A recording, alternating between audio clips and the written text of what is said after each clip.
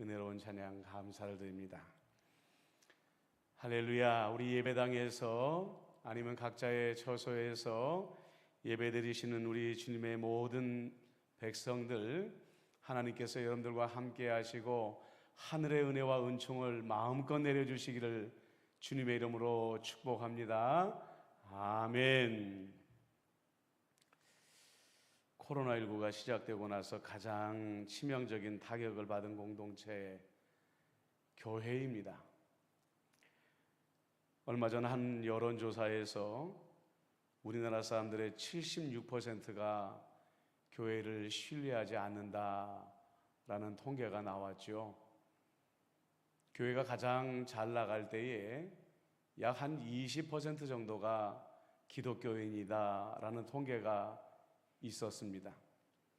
만약에 그 통계를 그대로 가지고 온다고 본다면 교회를 다니지 않는 사람들 모두가 교회를 신뢰하지 않는다라는 안타까운 통계가 되어지는 것입니다. 방역 단계를 낮추는 방안을 생각하고 있을 때 하필이면 교회나 선교회, 또 미인과 기독교 계통의 대한학교에서 무더기로 확진자가 쏟아져 나오면서 교회에는 더더욱이 미움을 받게 된 것입니다.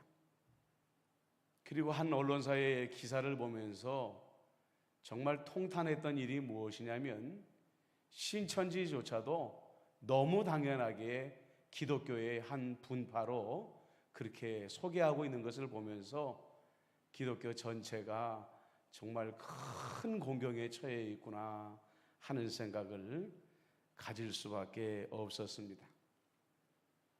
그런데 제가 여러분들에게 조금 전에 말씀을 드린 대로 교회 안 다니는 사람들 전체만이 교회를 불신하고, 그러면 교회 다닌다고 하는 기독교인들은 교회를 신뢰한다, 이렇게 단순하게 구별할 수 있을까요? 그렇지 않습니다.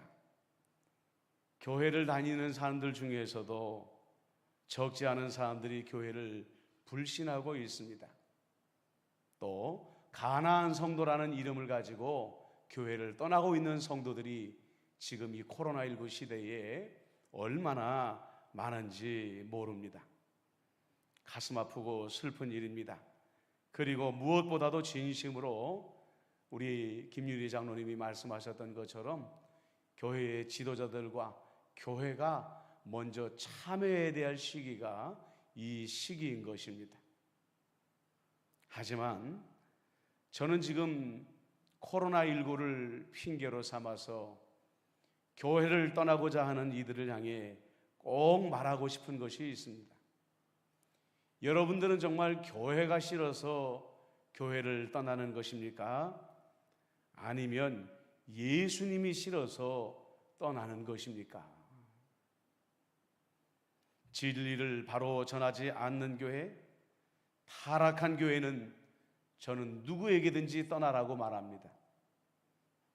그런 일들은 역사 속에서 얼마든지 있었던 일입니다. 하지만 어떤 변명으로도 예수님을 떠나는 것은 변명할 수 없는 일이라는 것입니다. 오늘 본문에서 예수님은 미움의 대상을 떠나서 증오의 대상이 되었습니다.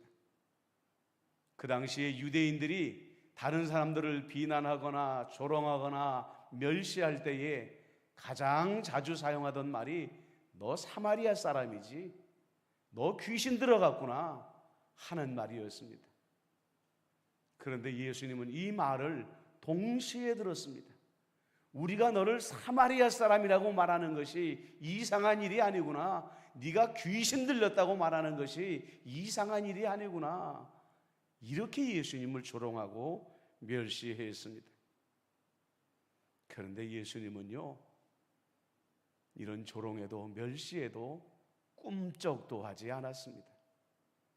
도리어 너희들이 나를 그렇게 멸시하고 조롱하는 이유가 있는데 너희들이 하나님에게 속하지 않은 까닭이다. 너희들이 하나님께 속하지 않은 사람들이기 때문에 나를 조롱하고 멸시한다.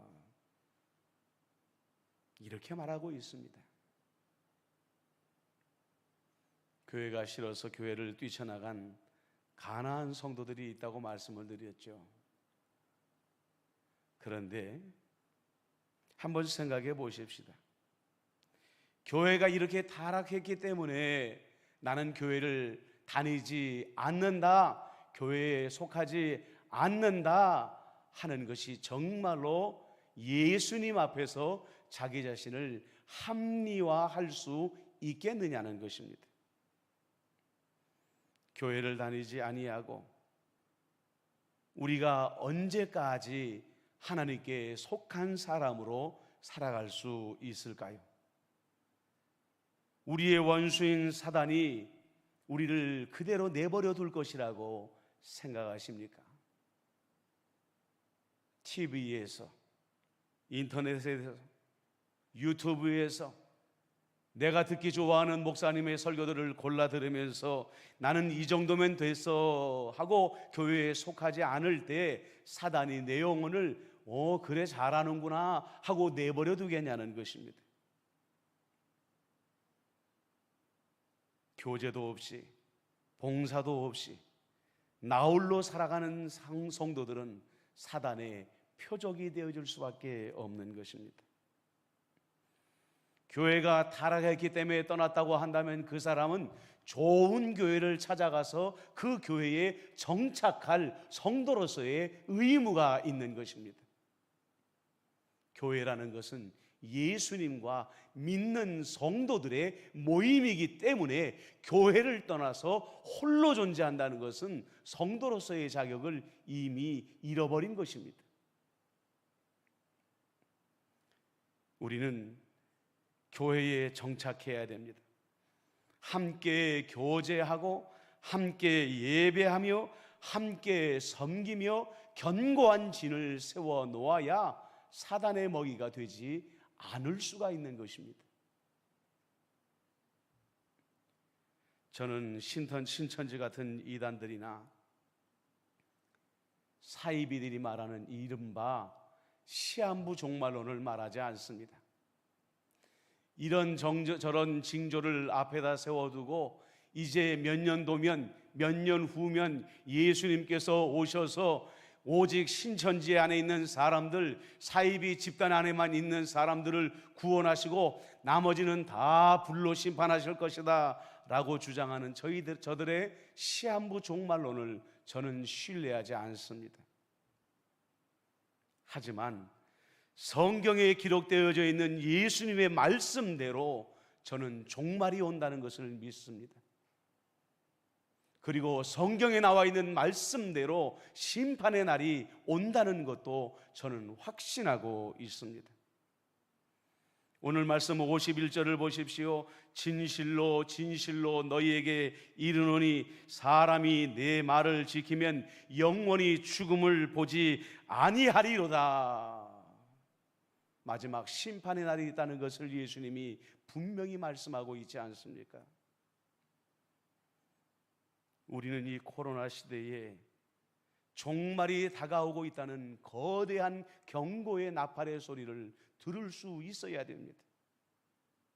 그리고 종말이라는 것이 막연히 언젠가는 오겠지라고 생각할 것이 아니라 종말이 우리가 생각했던 것보다 더 빨리 우리 시대에 올 수도 있겠구나 하는 두려움을 가지고 신앙생활을 해야 된다는 것입니다.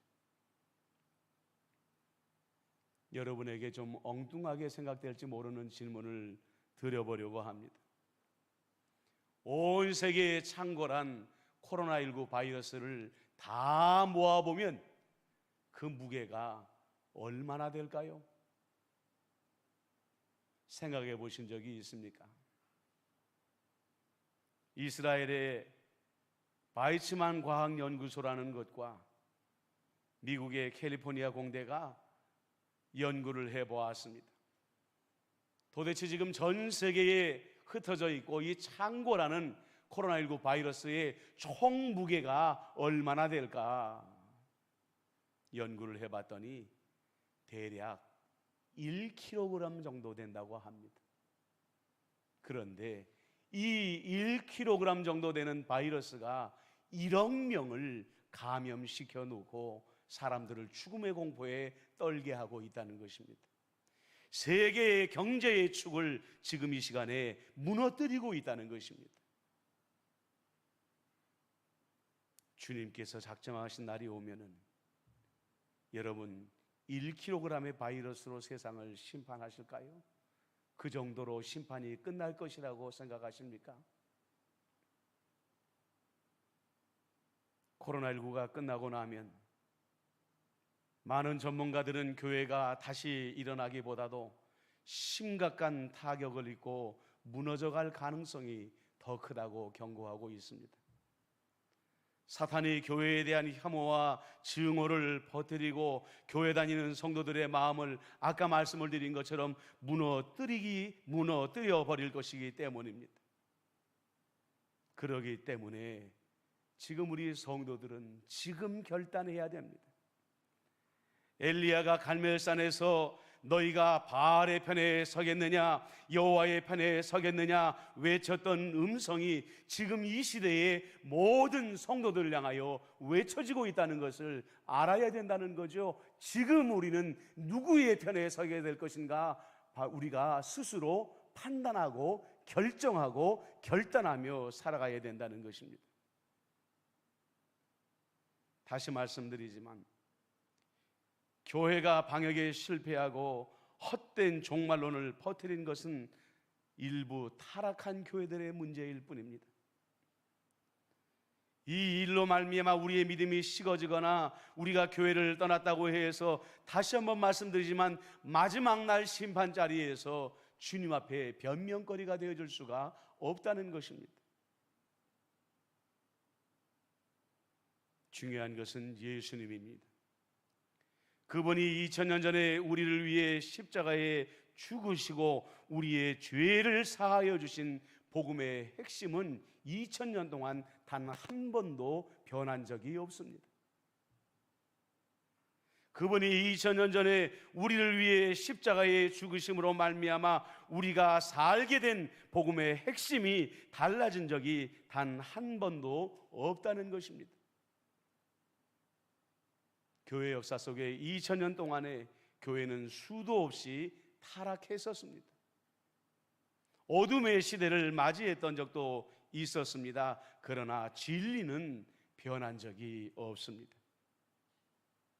지금 우리는 진리 위에 서 있는 교회에 서야 하고 우리의 주님이신 예수님을 어느 때보다도 강력하게 붙잡고 있어야 됩니다.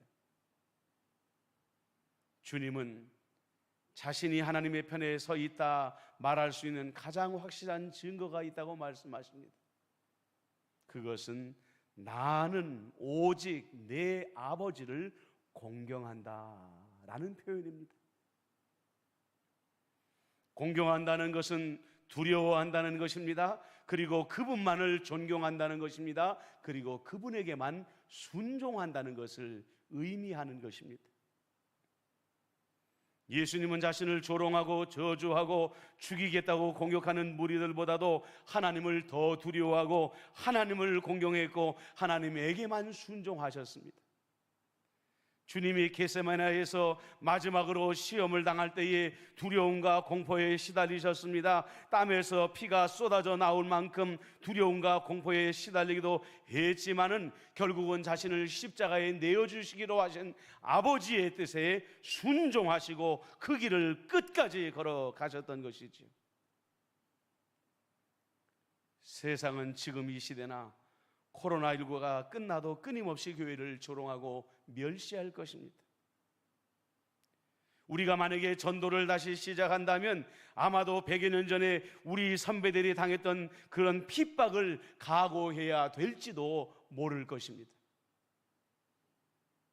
하지만 우리는 예수님께서 사람들을 두려워했던 것보다 하나님을 공경했던 그 태도를 이 마지막 시대에 붙잡아야 됩니다. 택해야 되는 것입니다. 그 정도의 각오와 결단이 없이는 이 마지막 시대에 우리의 믿음을 절대로 지킬 수 없을 것입니다. 신사참배를 거부하다가 순교하신 주기철 목사님을 잘 아실 것입니다. 이분에 대한 이야기를 제가 찾아보다 보니까 이런 이야기가 나옵니다. 주기철 목사님이 얼마나 많은 고문을 당하고 얼마나 많은 학대를 당했습니까? 그런데 이분이 일본 사람들에게 고문을 당하는 것보다, 학대를 당하는 것보다 더 힘든 일이 있었다고 합니다. 그것은 동료 목회자들과 신자들의 끊임없는 회유였습니다. 당신만 신사참배하면 당신도 풀려나고 가족들도 더 이상 고통을 당하지 않을 것 아니요. 지금 교회와 교단이 당신 한 사람 때문에 얼마나 많은 핍박을 받고 있는지 알고나 있습니까? 당신 한 사람의 믿음을 지키겠다고 이렇게 많은 사람을 고생시키는 게 말이 됩니까? 그리고 당신 한 사람 이런다고 신사참배가 멈춰질 거라고 생각합니까? 이런 말이 일본 사람들의 고문보다도 더 격하게 주기철 목사님의 마음을 흔들어댔다는 거예요. 그래, 나 한 사람 이런다고 뭐가 달라지겠는가? 나 하나 죽는다고 세상이 달라지겠는가? 신사참배가 멈춰지겠는가? 그런 회의감이 들더라는 거죠. 하지만 주 목사님은 결단합니다. 나 한 사람의 순교의 피라도 흘려야 언젠가 교회의 명예가 회복될 것이 아니겠는가? 그래도 세상이 나 같은 사람 한 사람이 있었노라고 기억해 줄 것 아니겠는가? 그리고 순교의 길을 걸어가셨습니다. 이런 분들이 있었기 때문에 교회의 역사는 멈추지 아니하고 여기까지 올 수 있었던 것입니다. 여러분들의 지인들이 너희들 교회는 도대체 왜 그러는 거야? 왜 잠잠하지만 하면 그 교회에서 문제를 터뜨리는 거야? 하면은요, 정직하게 그 잘못된 교회의 잘못을 시인하십시오. 임마누엘 교회의 문제가 아니지만 여러분이 대신 사과하십시오. 정말 교회가 잘못됐다, 우리가 정말로 잘못된 일을 저질렀다, 여러분들이 대신 참여하십시오. 그러나 여러분 분명히 말하십시오. 교회들은 잘못한 것이 많아도 주님은 잘못하신 것이 없다. 진리는 잘못된 것이 없다. 우리는 그분들에게 자신 있게 말할 수 있어야 된다는 거예요. 우리가 주님을 변론해야 된다는 것입니다. 예수님을, 십자가를 우리가 변호해야 된다는 것이에요. 그리고 여러분, 무엇보다도 여러분이 하나님을 예수님처럼 공경하길 원한다고 한다면 예배드리기 어려운 이 시국에 예배와 기도에 철저하시기를 바랍니다. 다시 한번 말씀드리지만 지금 사단은 말 그대로 물 만난 고기입니다. 우는 사자와 같이 산길을 찾아다니는데 성도들은 모이지 못하고 흩어져 있습니다. 여러분들, 정글에서 사자들이 노리는 짐승은 무리 가운데에 있지 아니하고 떨어져 있는 짐승이지 않습니까? 사단도 역시 마찬가지입니다. 성도들이 예배당에 모이지 못하는 것을 알고 있습니다. 때때로 마음이 게을러져서 예배드리지 못하고 때때로 마음이 흩어져서 기도드리지 못하는 것을 알고 있습니다. 사단은 바로 그런 성도들을 노략질하는 것입니다. 지금이 바로 여러분들 그런 위기의 시대인 것입니다. 이럴수록 우리는 예배와 기도의 각자의 자리에서 집중해야 되는 것이에요.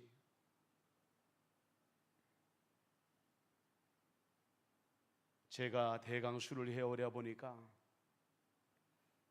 주중에 11번 정도의 설교를 유튜브로 내보내고 있는 것 같습니다. 성도들을 직접 만나서 예배할 수 없는 상황 가운데 목사로서 제 나름대로 여러분을 예배와 기도의 자리로 모으기 위해 내가 할 수 있는 최선은 다하고 있습니다. 여러분, 이 코로나 위기에 흩어져 있는 동안에 우는 사자와 같은 사탄에게서 보호할 수 있는 것은 오직 말씀, 오직 기도, 오직 성령밖에는 없습니다. 우리가 하나님께 속한 사람으로 마지막 날 예수님 오른편에 서는 것도 이 방법밖에는 없습니다. 위대한 학자이자 소설가였던 C.S. 루이스가 이런 말을 남겼다고 합니다. 천국을 지향하면 세상을 덤으로 얻을 것이다. 그러나 세상을 지향하면 둘 다 잃을 것이다. 무슨 일이 있어도 어떤 고난이 와도 하나님께 속하십시오. 주님처럼 하나님을 공경하십시오. 여러분은 주님의 오른편에 서시게 될 것입니다. 기도하겠습니다. 사랑 은혜가 많으신 아버지 하나님, 코로나19로 말미암아 혼란의 시기가 장기화되어져 가고 있습니다. 많은 믿는 이들이 믿음이 식어지고 교회를 등지고 떠나가며 나홀로 가나안 성도가 되어져 가고 있는 이때입니다. 그러나 주님은 우리에게 모이라 말씀하셨습니다. 함께 모여 찬양하고 경배하며 격려하고 또 붙잡아주며 교회를 이루라고 말씀하여 주셨습니다. 주님이여, 이 어지러운 시대에 우리는 하나님께 속한 사람으로 살게 하여 주옵소서. 주님을 공경하는 사람으로 살아가게 하여 주옵소서. 천국을 지향하면 세상을 덤으로 얻게 될 것이나 세상을 지향하면 둘 다 잃을 것이라는 C.S. 루이스의 말이 우리 마음에 새겨지게 하여 주옵소서. 예수님의 이름으로 기도드리옵나이다. 아멘.